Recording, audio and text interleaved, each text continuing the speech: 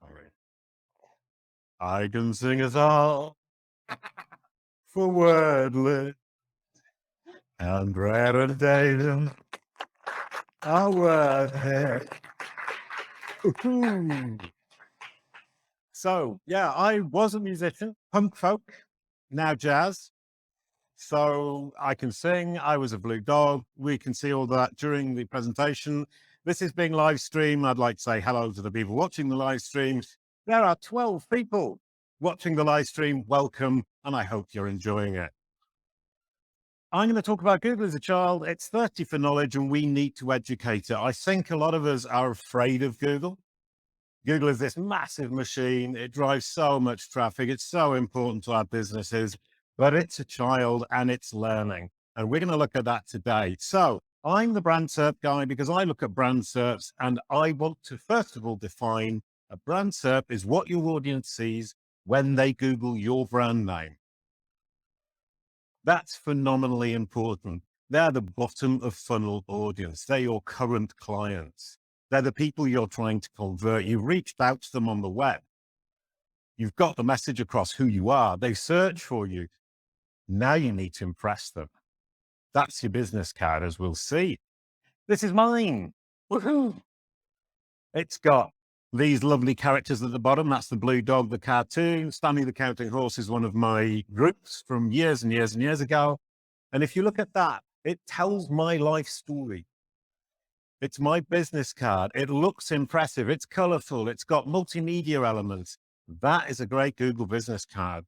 That is impressive. If you search my name, Jason Barnard, now, you will see that and you will think, yeah, he's a legitimate person in what he says he does. And Google agrees. I get Google's confirmation that I am what I say I am.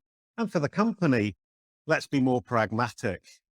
Your brand message, you work very, very hard. You pay a lot of money to build that brand message and to get those brand visuals on message too. And here you can see with CaliQ, we've worked for a year to get this. And it shows our company slogan. It shows our visual identity. It shows our social voice. It shows our products, the SaaS platform and the online courses. And you might think, of course, obvious. Google is always going to understand that. Not true. Search your own brand name. See what comes up. Is it what you expected? Does it project to your audience your brand message the way you wanted that brand message to be shown? Because for us, that's exactly what we get. And as I said, it took a year. So I challenge you all, not right now, tomorrow morning when you get to the office, Google your company's brand name and see if it does indeed reflect your brand message the way you intend it. So how do we do that? I think from the title of the presentation, you will have guessed we educate Google. It's a child. That's Googlebot when it was a child. And it was a child today. That doesn't make sense, but you get the idea. We educate it as to who we are, what we do, and hopefully which audience we serve. That is the foundation of everything. Google is trying to bring its users to the solution to their problem as efficiently as possible. And it can only do that today when it understands who you are, so it can trust you. What you do, it knows you have the solution for its user searching on Google. Which audience you serve, you need to make sure that it understands which subset of its users are truly your audience, who you can help in a credible manner. And it understands when you educate it. I like to talk about the idea of you were all at high school. You don't let your mother choose your clothes when you go to the super party with all your high school friends. You wouldn't do that when you're at high school. Why on earth would you let Google decide what it shows about your brand when your audience Googles your brand name? Google is not your mother. and your mother shouldn't have been dressing you when you went to the cool party. And we need to learn to teach it. It's really not complicated. It's thirsty for knowledge. It wants you to explain. It wants you to tell you. It wants you to tell it, sorry, who you are, what you do, and which audience you serve. It's up to you to take control. So how do we teach Google? Oops. Google's a child. It likes clear explanations. I mean, we were talking earlier on, or you were talking earlier on about automatically generated text. One good thing about those is they're incredibly simple to read and understand. So I'm not saying write like that. We can be more creative, but you need to give it a clear explanation. And our mission is to serve our beautiful clients in the most wonderful way. Doesn't mean anything. I don't think it means very much to your audience particularly, but it certainly doesn't mean anything to Google. Kalicube is a digital marketing agency. It's clear, easy to understand. That's what Google's going to understand. And I need to repeat that, and I need to get it repeated on multiple authoritative sources. And those authoritative sources, you might think Wikipedia, you might think Wikidata. It's not that that's important. What's important is a source that is authoritative within your industry, within your geo-region for your entity type. At Kalicube, we call that entity equivalence. Same entity type, same geo-region, and the same industry. That's where you get the authoritative repetitions that make all the difference in the world to Google. So give the child a reference. Google call that reconciliation. I'll explain that in a moment with a broken plate. I'm not going to literally break a plate, but I'll explain it. You guide the child, you take it by the hand and you explain. And then you use consistent corroboration across multiple sources.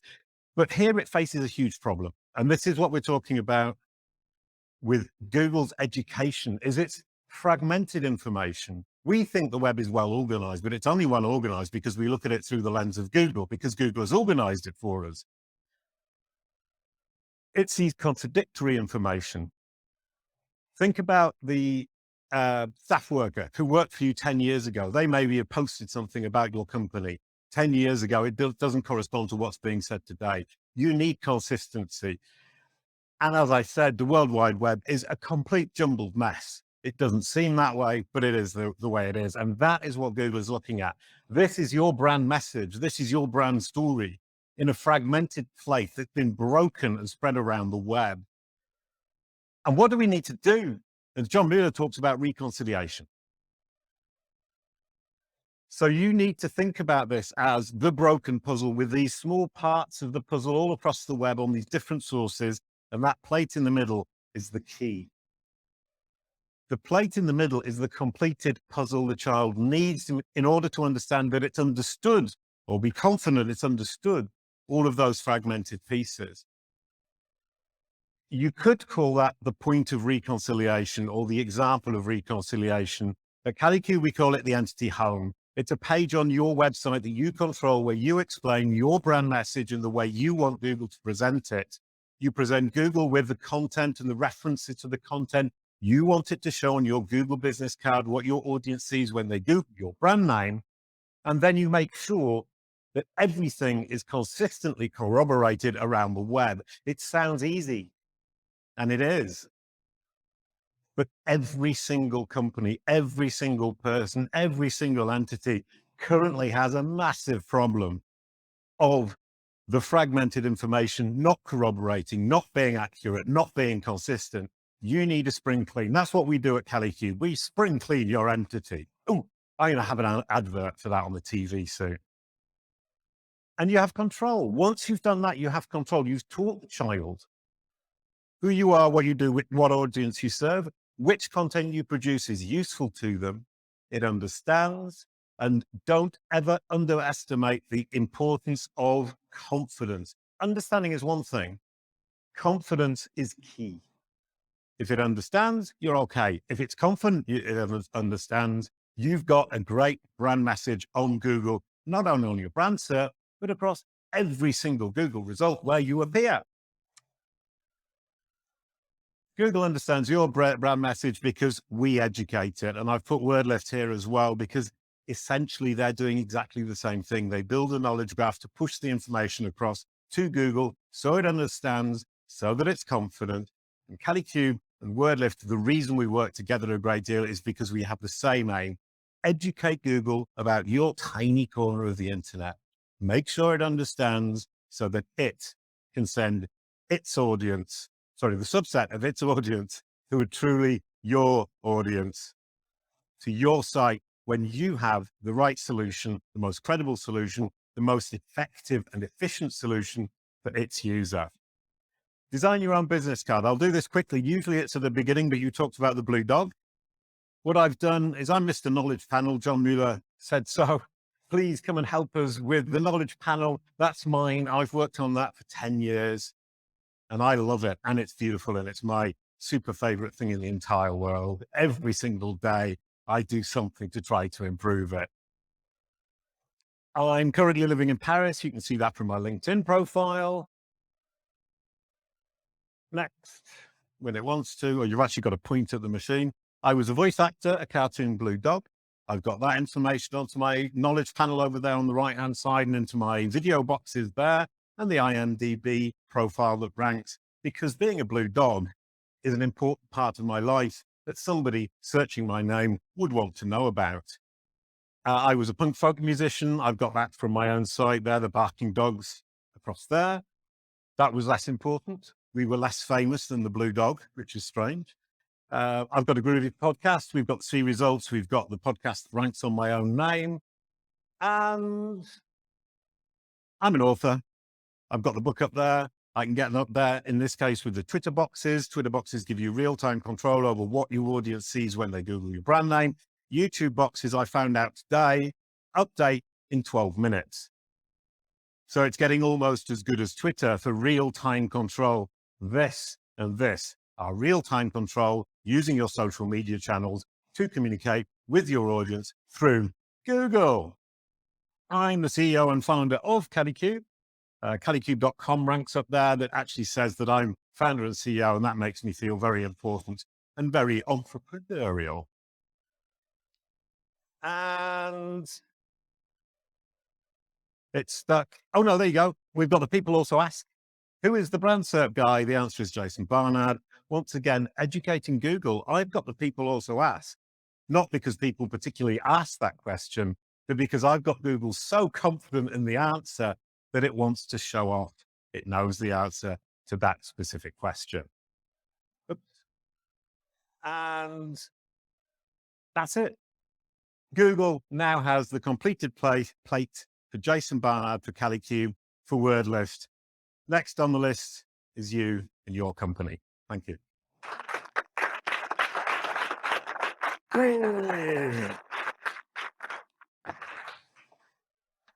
Has anybody got any questions? Oh, right. Yeah, but you get to ask them whenever you want.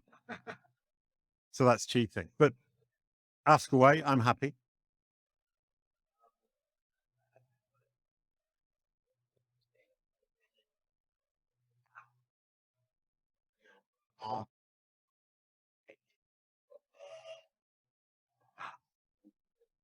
Right.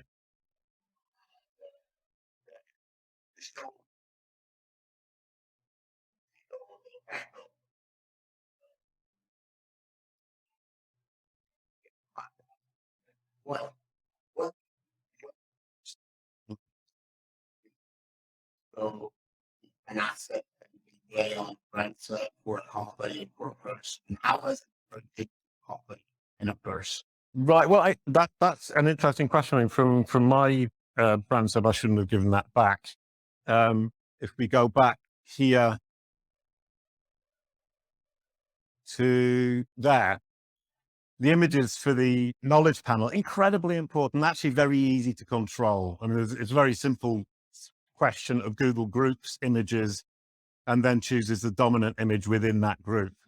So this technique here is to actually repeat the same image or variants of that image, all very similar photographs of myself across multiple platforms. And then we get the multiple images in the knowledge panel. on this side, on the left-hand side in the left rail, images will appear first. Images are the easy win for anybody, any company, any person. If you post enough images on your website, featured images, images near the top of the page, high resolution images, you will trigger image boxes here first. And then once you have videos, the video boxes will replace the image boxes because they're more relevant. But it always depends on the industry.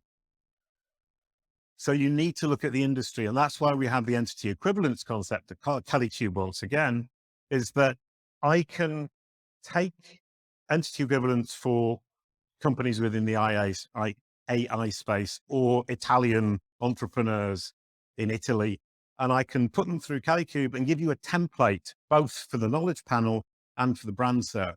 So I can tell you images are worth aiming for, they're not worth aiming for, videos are what you're looking for. And the idea of templating the brand search is simply saying, within your industry, within your geo region, for your entity type, these are the dominant elements within a brand search. And a brand search effectively represents Google's opinion of what your audience is interested in, what's useful, helpful, and valuable to them. And if your industry is dominated by Twitter boxes and videos, that's where you should be aiming. I had a client recently who's in real estate. Twitter box is simply not worth it. And it seems obvious, but it's really nice to have the confirmation that you want to be working much more on this. And they had terrible thumbnails. If you're working on video, especially on YouTube, thumbnails are so important. This brand message is so easy to project, and it just takes a good thumbnail and a good systemized brand image. That wasn't the answer to the question, but and I'm sorry for everybody if I spoke too quickly. I always do. Oh, there's a question from somebody who's actually interested in what I was talking about, as opposed to a friend who was helping out. And what about